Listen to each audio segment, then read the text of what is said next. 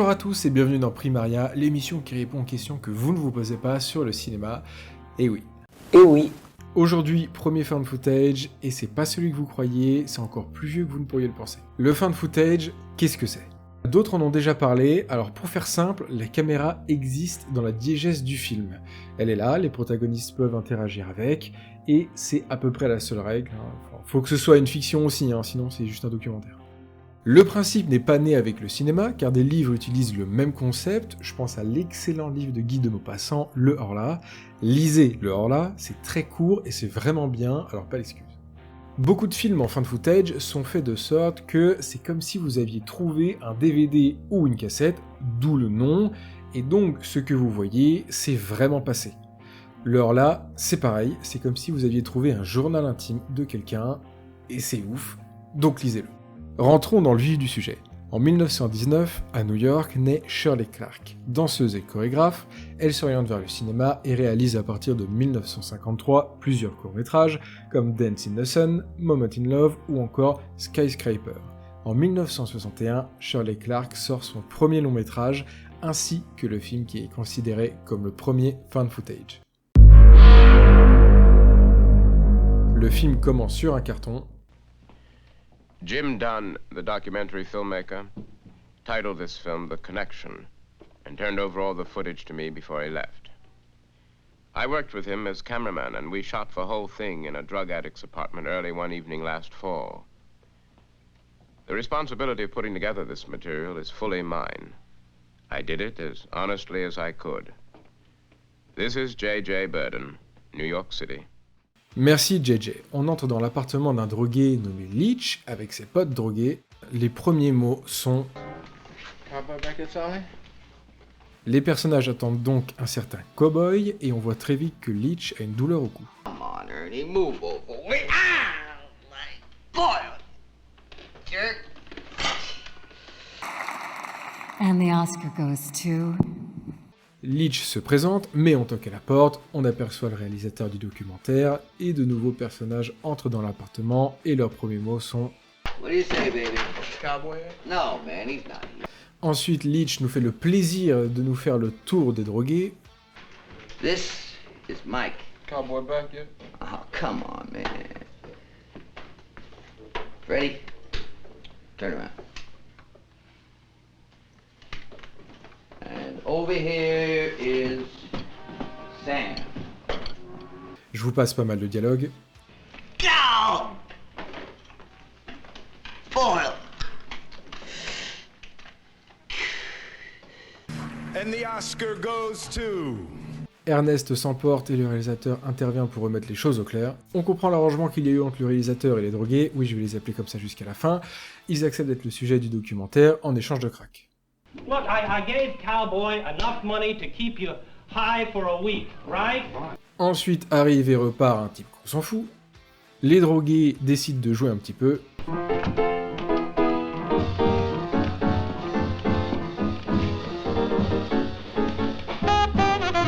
Lors d'une discussion avec le réalisateur, on comprend qu'il n'a jamais consommé de drogue et qu'il serait peut-être tenté d'essayer. The Connection, c'est le cow-boy, celui qu'ils attendent pour enfin pouvoir se droguer. We waited before. The connection is coming. He's always coming. On aperçoit pour la première fois JJ, celui qui a monté le documentaire, je rappelle. Leach s'énerve parce que ses potes en branlent pas une. Look at this place, it's a pigsty! Ses douleurs au cou devenues trop intenses, ses potes décident de lui percer son gros furoncle. Go back to your people. Go ahead. Easy! Out! What is this disgusting stuff coming out of here? Cowboy arrive enfin, avec une vieille, I'm waiting for Brother Cowboy. qui ne sait pas que c'est un dealer évidemment. Chacun s'enferme avec Cowboy pour prendre sa dose. Frère Cowboy ment à la vieille femme et se fait passer pour un religieux qui aide ceux dans le besoin. I thought I'd help him wash away those sins of his, you understand.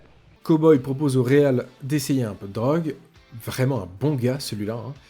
Why don't you see what it's all about, Jazz? Et le réalisateur accepte. Yeah, I wanna watch. Stay, Leach.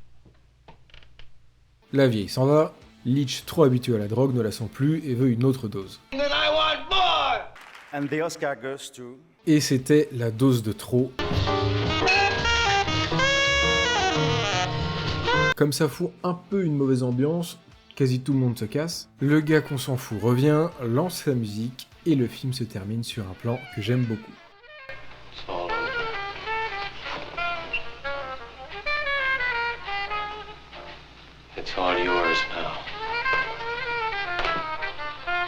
Adapté d'une pièce de théâtre écrite par Jacques Gabler, ce film parle principalement de drogue, et celle-ci est dépeinte comme un vrai fléau et n'est à aucun moment glorifiée, donc ça j'ai bien aimé, mais c'est pas pour son histoire que je vous parle de ce film.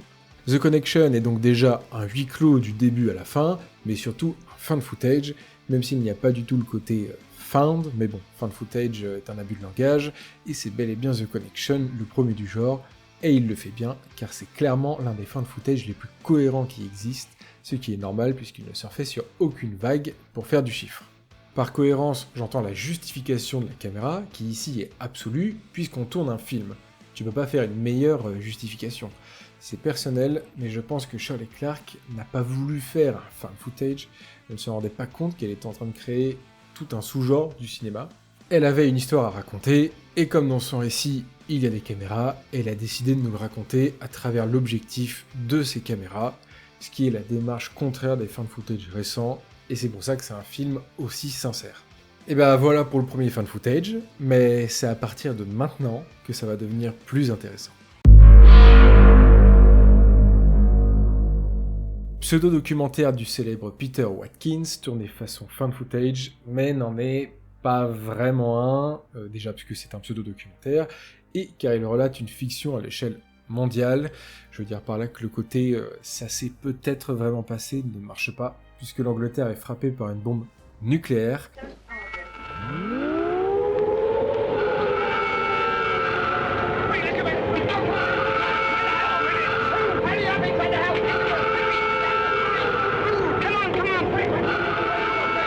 Même à l'époque de la sortie, ça se serait si c'était arrivé, surtout pour les Anglais.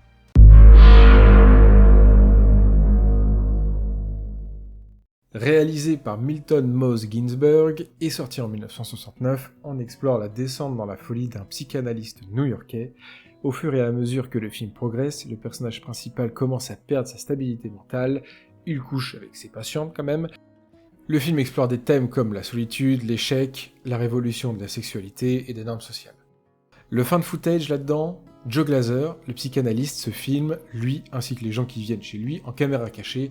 Contrairement à The Connection, le film pourrait tout aussi bien exister sans être un found footage, mais ça reste, je trouve, légitime et pertinent dans la folie de Joe. Joe qui est interprété par Rip Torn, Z dans Men in Black. On retrouve notre ami Peter Watkins avec Punishment Park. Dans cette dystopie où le gouvernement américain est plus proche de la dictature que la démocratie, l'État se permet quelques folies. Toute personne reconnue coupable de possible trahison ou sabotage envers l'État sera condamnée à plusieurs années de prison ou à quelques jours au Punishment Park. Mais c'est quoi ce Punishment Park ? Punishment Park, described by the US Senate Subcommittee on Law and Order as a necessary training for the law officers and National Guard of the country. On suit deux groupes, l'un à leur procès, l'autre au Punishment Park.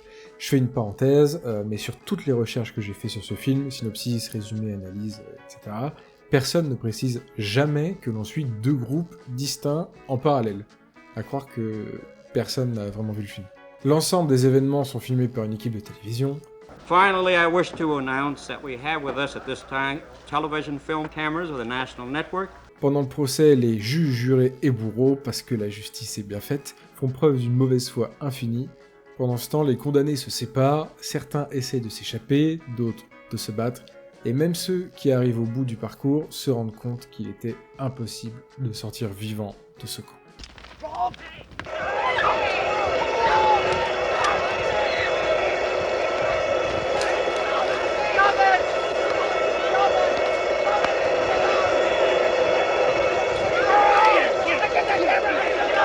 C'est un très bon film, je vous le recommande. Il a l'intelligence de nous montrer le procès et la sentence en même temps avec 2 groupes différents. On voit autant le groupe 637, le 638, les juges et les policiers. Et ça, du début à la fin. Le parallèle entre les condamnés qui sont en train de mourir, même en ayant suivi toutes les règles, et les accusés choisissant d'aller eux-mêmes au Punishment Park ne laisse pas indifférent. De plus, sorti en 1971, l'image a ce grain que j'aime tant et qu'on ne retrouve malheureusement plus en salle aujourd'hui. Peter Watkins a vraiment fait du bon boulot et pouvait se vanter à la sortie d'avoir fait le meilleur fan footage. It was an accident. No. Hey, it was. Leave him alone. Leave him alone. I didn't want to kill anyone. It was an accident. Let him go. How old is this kid? How old is he? He's 18.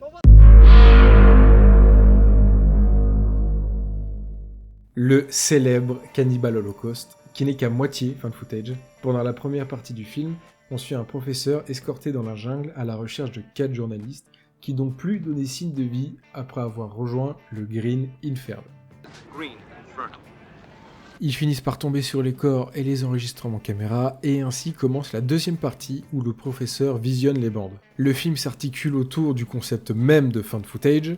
C'est un film plus intelligent que certains le pensent, et moins subtil que d'autres le croient. I wonder who the real cannibals are. Ce film mériterait une vidéo entière. Pour faire court, je ne vous le conseille pas. Surtout si vous êtes sensible à la cause animale, car Ruggero Deodato là a vraiment tué des animaux pour tourner ce film, et on voit tout à l'écran, et c'est franchement dégueulasse, en plus d'être choquant, surtout pour le cochon, surtout pour la tortue. Passage très bref sur Guinea Pig Devil's Experiment, parce que globalement, c'est juste 3 mecs qui torturent une femme de toutes les manières possibles pendant 40 minutes. J'ai rien de plus à dire.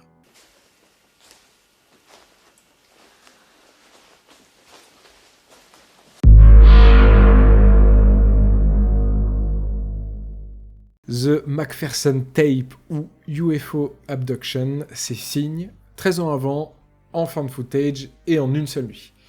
Même pas, le film se déroule en temps réel, donc en 1 heure. Le visionnage était vraiment sympa, le film est court, la caméra est bien justifiée, les acteurs sont convaincants, et malgré certains aspects qui ont un peu vieilli, ou qui n'ont pas eu assez de budget, le film arrive à être crédible, et souvent, il faut pas grand chose. Mettez en scène une situation qui arrive très souvent, mais qu'on ne voit jamais au cinéma, par exemple, 2 conversations en simultané. I feel like he should. They didn't talk about it, and this isn't a porno. I think I talked about it too much, but it's not a movie. Ben est un tueur en série, on peut le dire.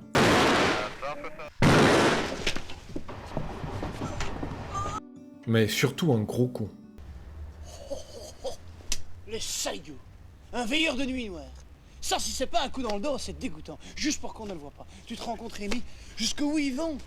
Oh, regarde-moi ça. Dans 10 ans, cette petite garce des bites ta mère. Oh, t'imagines comme la nature est bien faite? Ce qui n'empêche pas des journalistes de faire un documentaire sur lui, d'assister au meurtre, et même plus tard d'y participer. Je n'en dirai pas plus, c'est un monument du cinéma francophone, paraît-il qu'à peine sorti, c'était déjà un film culte. Blair Witch Project, peut-être le plus célèbre, celui qui a inspiré tous les autres, pour le meilleur comme pour le pire. Et pourquoi est-il aussi connu? Grâce à son marketing. Là, ils ont tout donné. Ils ont tout fait pour faire croire au plus grand nombre que le film était les enregistrements retrouvés de 3 étudiants portés disparus.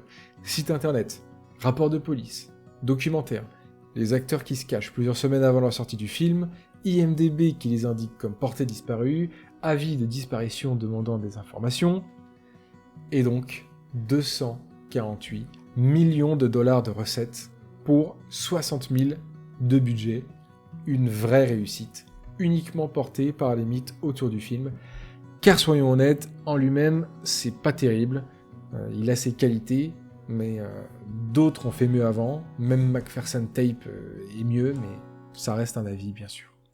On est presque en 2000, alors on va s'arrêter là, d'autant plus que le succès du film a totalement codifié le genre, même si certains longs métrages qui sont venus par la suite sont très bons, il n'y a presque plus d'innovation et les films se standardisent. Si certains veulent rester dans le sujet, je vous invite à aller sur Dailymotion et à regarder l'excellent épisode de Chroma sur Paranormal Activity. Ici il y a des chiottes avec une odeur de ouf. Merci d'avoir regardé et à la prochaine.